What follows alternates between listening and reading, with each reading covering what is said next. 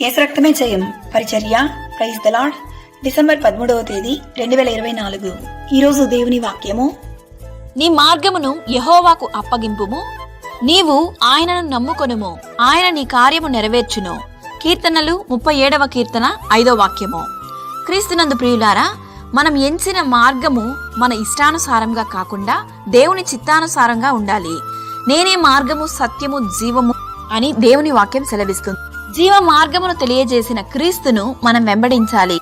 నీ పనుల భారము యెహోవా మీద ఉంచుము, అప్పుడు నీ ఉపదేశములు సఫలమగునని వాక్యం సెలవిస్తుంది. 12 సంవత్సరాల రక్తస్రావం కలిగిన స్త్రీ దేవుని యందు నమ్మకముంచి ఆయన వస్త్రమును ముట్టెను.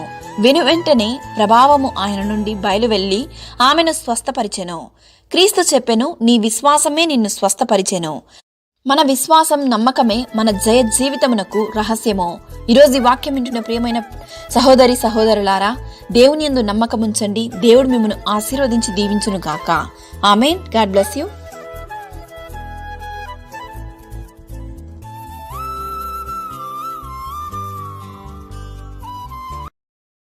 Download ShareChat.